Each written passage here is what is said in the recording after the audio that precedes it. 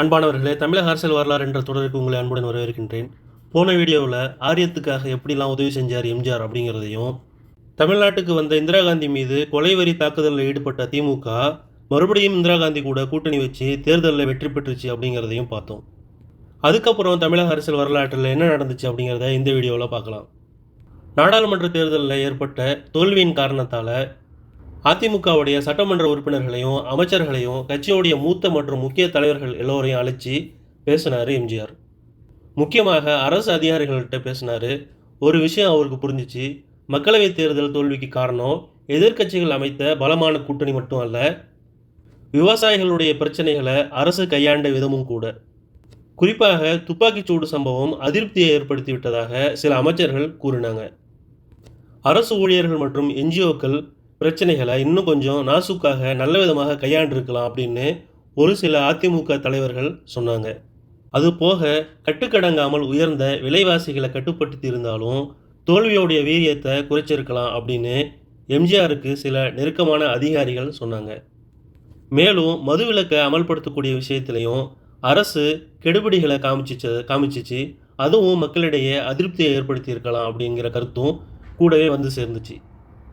ஆட்சிக்கு வந்த புதுசில் அதிமுகவுடைய சட்டமன்ற உறுப்பினர்கள் எவரும் சிபாரிசுக்காக அரசு அதிகாரிகளை நாடக்கூடாது அப்படின்னு எம்ஜிஆர் உத்தரவு பிறப்பிச்சிருந்தார்.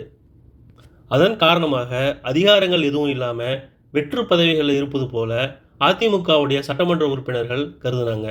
அதுவும் கூட தோல்விக்கு வித்திட்டு இருக்கும் அப்படிங்கிற கருத்தை எம்ஜிஆர் கேட்டுக்கொண்டார். இதை எல்லாவற்றையும் காட்டிலும் முக்கியமாக பிற்படுத்தப்பட்டோர் பிரச்சனையில் அரசு காட்டின அதிரடி அறிவிப்பு தான் அப்படிங்கிறது பலருடைய கருத்தாக இருந்துச்சு. உடனே பிற்படுத்தப்பட்டோர் சலுகை பெறுவதற்கான வருமான உச்சவரம்பு குறித்து விவாதிக்க அனைத்து கட்சிகளுடன் விவாதிக்க விரும்பினார் எம்ஜிஆர். அதனை தொடர்ந்து 14 ஜனவரி 1980 அன்னைக்கு தமிழக அரசுடைய தலைமைச் செயலாளர் கார்த்திகேயன் IAS அவர்கள் அனைத்து கட்சிகளுக்கும் அழைப்பு அனுப்பினார். அதில் அரசியல் கட்சி அல்லாத திராவிடர் கழகமும் ஒன்று.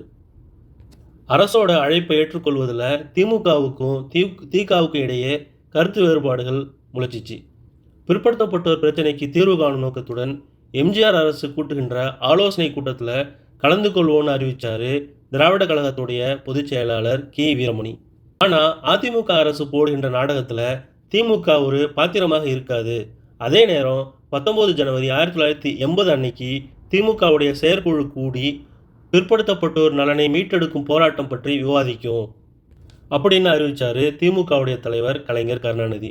சொன்னதை போலவே அரசு அலுவலகங்களுக்கு முன்னால் பேரணி நடத்தி முறையீடு செய்வது, முதலமைச்சர் செல்லும் இடங்களில் எல்லாம் கருப்பு கொடி காட்டுவது, அரசு அலுவலகங்களுக்கு முன்னால் மறியல் நடத்துவது அப்படின்னு 3 கட்ட போராட்டங்களை அறிவிச்சிச்சு திமுக. 20 ஜனவரி 1980 அன்னைக்கு அனைத்து கட்சி கூட்டம் கூடியது. திமுக தவிர்த்த பல கட்சிகளும் அந்த கூட்டத்தில் கலந்து கொண்டன. அதன் தொடர்ச்சியாக 24 ஜனவரி 1980 அன்னைக்கு தமிழக அரசு புதிய அறிவிப்பு ஒன்றை வெளியிட்டுச்சு. 2 முக்கிய அம்சங்கள் அந்த அறிவிப்பில் இடம்பெற்றிருந்தன. ஒன்று, பிற்படுத்தப்பட்டோர் தங்களுடைய சலுகைகளை பெற 9,000 ரூபாய்க்கு குறைவாக ஆண்டு வருமானம் இருக்க வேண்டும் அப்படிங்கிறது திரும்ப பெறப்பட்டிருந்துச்சு. இரண்டாவது, இதுவரைக்கும் 31% இருந்த பிற்படுத்தப்பட்டோருக்கான இடஒதுக்கீடு 50% உயர்த்தப்பட்டுச்சு. முதலமைச்சர் எம்ஜிஆருடைய அறிவிப்புக்கு நன்றி தெரிவிக்கும் கூட்டங்களை நடத்தியது திராவிடர் கழகம். அரசுடைய தவறான செயல்களை நாம் எப்படி வன்மையாக கண்டிக்கிறோமோ அதுபோன்றே மனம் திறந்து பாராட்ட வேண்டிய செயல்களை ரிசர்வேஷன் இல்லாது பாராட்டவும் திராவிடர் கழகம் ஒருபோதும் தயங்காது அப்படின்னு 25 ஜனவரி 1980 அன்னைக்கு தலையங்கம் எழுதினார் கி வீரமணி. அனைத்து கட்சி கூட்டத்தில் கலந்து கொள்ளாத போதும் கடந்த காலங்களில் தங்கள் கட்சி நடத்திய போராட்டங்களுக்கு கிடைத்த வெற்றியாகவே அரசின் அறிவிப்பை கருதிய திமுக மாநிலம் தழுவிய அளவில் வெற்றி விழா கூட்டங்களை நடத்துச்சு.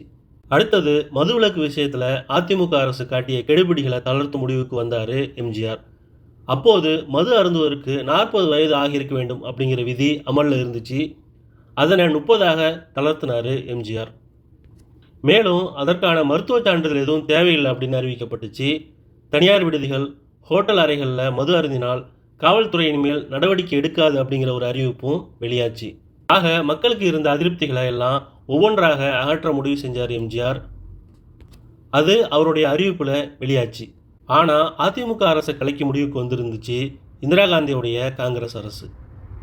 1977 தேர்தல் முடிந்ததும் இந்திரா காந்தி காங்கிரஸ் அரசு ஆளக்கூடிய மாநில அரசுகளை எல்லாம் எப்படி ஜனதா கட்சி கலைச்சிச்சோ அதுக்கு பதிலடி கொடுக்கும் வகையில் ஜனதா கூட கூட்டு சேர்ந்து தேர்தலை சந்தித்த எம்ஜிஆர் அரசை இந்திரா காங்கிரஸ் அரசு கலைக்க தயாராக இருந்துச்சு. இதற்கு இடையில் மத்திய உள்துறை அமைச்சர் பூட்டா சிங் திடீரென தமிழகம் வந்தார். ஒரு வார காலத்துக்கு சுற்றுப்பயணம் செஞ்சார். அவர் கூட சேர்ந்து தமிழக காங்கிரஸ் பிரமுகர்களும் சுற்றுப்பயணத்தில் ஈடுபட்டாங்க. அவங்களில் செங்கல்பட்டு தொகுதியை சேர்ந்த ரா அன்பரசும் ஒருவர். ஆக எம்ஜிஆர் அரசை கலைக்க தயாராகிவிட்டது மத்திய அரசு அப்படிங்கிறது ஓரளவுக்கு உறுதியாயிடுச்சு. பதறிப்போன எம்ஜிஆர் உடனடியாக டெல்லி போனார். கூடவே நாஞ்சில் மனோகரனையும் பண்ருட்டி ராமச்சந்திரனையும் கூட்டிட்டு போனார். பிரதமர் இந்திராவை சந்தித்து பேச முயற்சி செஞ்சார். ஆனால் அவை தோல்வியிலேயே முடிஞ்சிருச்சு. எப்போது என்ன நடக்கும் என்பது பற்றிய உறுதியான செய்திகள் எதுவும் வராத நிலையில் டெல்லியில் இருந்து சென்னை வந்த தமிழ்நாடு காங்கிரஸுடைய மூத்த தலைவர் கருப்பையா மூப்பனார் அதிர்ச்சி ஊட்டும் செய்தி ஒன்றை செய்தியாளர்களுடைய மத்தியில் சொன்னார். இந்திரா காங்கிரஸ் ஆட்சியில் இல்லாத மாநில சட்டமன்றங்களை கலைக்க வேண்டும் அப்படின்னு பல மாநிலங்களிலிருந்து கோரிக்கைகள் வந்திருக்கின்றன. தமிழகத்தை பொறுத்தவரையில் அதிமுக அரசு இந்திரா காங்கிரசுடன் உடன்பட்டு போவதற்கு சமிக்கைகளை காட்டிய போதிலும் மாநில சட்டமன்றங்களை கலைப்பது தொடர்பான மத்திய அரசு எடுக்கும் முடிவு தமிழகத்துக்கும் பொருந்தும், தமிழகத்துக்கென தனி விதிவிலக்கு இருக்க முடியாது அப்படின்னு சொன்னார். இதுதான் எம்ஜிஆருக்கு நெருக்கடி கொடுப்பதற்கான பொருத்தமான தருணம் அப்படின்னு களத்தில் இறங்குச்சு திமுக. ஏற்கனவே பல்கேரியா பாலிட்டிகா அப்படிங்கிற பெயரில் எம்ஜிஆர் மீது மிகப்பெரிய லஞ்ச புகாரை கூறி சட்டமன்றத்தில் பிரச்சனையை கிளப்பியிருந்தது திமுக.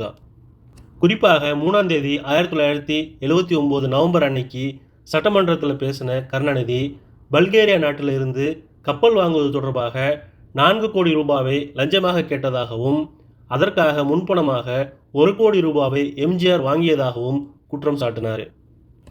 அது தொடர்பாக 20க்கும் மேற்பட்ட எழுத்துப்பூர்வ ஆதாரங்களையும் கடிதங்களையும் சட்டமன்றத்தில் தாக்கல் செஞ்சார் கலைஞர் கருணாநிதி.